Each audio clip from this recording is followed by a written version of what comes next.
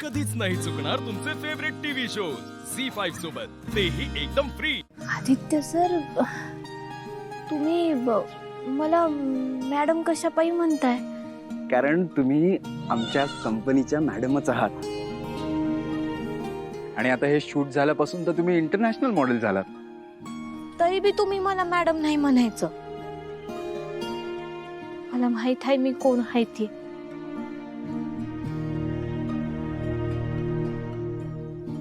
पारू, मला माहितीये तुझ्या डोक्यात काहीतरी सुरू आहे. आपल्या शूट मध्ये जे काही घडलं ते मी आईपासून लपून ठेवलं याचंच वाईट वाटतंय ना तुला? पारू, मी खरं तर आईला सगळं सांगणारच होतो, पण ते दामिनी काकूंनी सगळ्यात घोळ घातला. पारू प्लीज मला थोडा वेळ दे.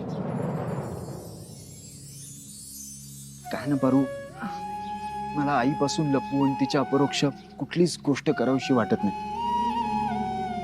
आणि ही गोष्ट जर चुकीच्या पद्धतीने आईपर्यंत पोहोचली ना तर त्याचा खूप त्रास होईल तिला. त्यामुळे योग्य वेळ आली ना की मी आईला सगळं सांगेन आणि मला खात्री आहे तीही समजून घेईल. बरं, तुला कळतंय ना मी काय म्हणतोय ते?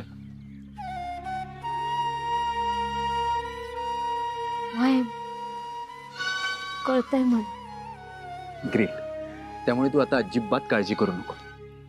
मी लवकरात लवकर हे सगळं आईला सांगणार, तिच्यापासून काहीच लपून ठेवणार नाही. आणि राहिला प्रश्न हरीशचा ना, त्या हरीश सोबत जो कोणी चुकीचा वागलाय ना त्याला मी स्वतःहून शिक्षा देईन. I promise. तू फक्त तुझ्या आणि हरीशच्या लग्नाचा विचार कर आणि त्याच्यावरच कॉन्सन्ट्रेट कर.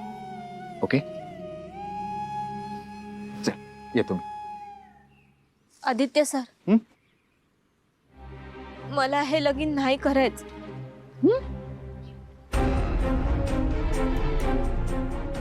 लग्न नाही करायचं म्हणजे का?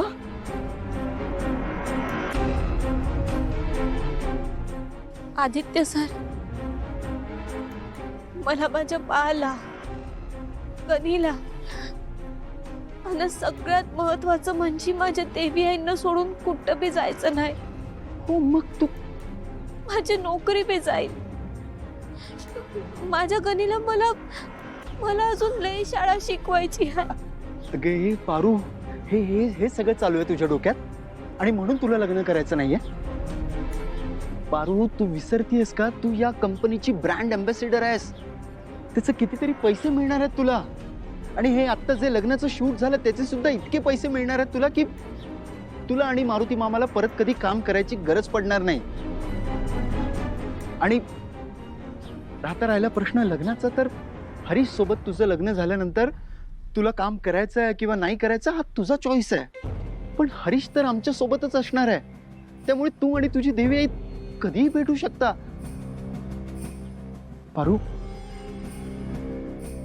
पारू पारू पारू काय झालं? आय एम सॉरी, मी काही चुकीचं बोललो का? पारू, मला माहिती आहे तू देवी आईंशिवाय नाही राहू शकत. ओके ओके ओके ठीक आहे. मी तुझ्या आणि तुझ्या देवी आईच्या मध्ये नाही येणार. ओके, तुला जे हवं ते कर. हा, प्लीज प्लीज रडू नकोस. झी5 ॲप डाउनलोड करा आणि पहा सर्व एपिसोड्स एकदम फ्री.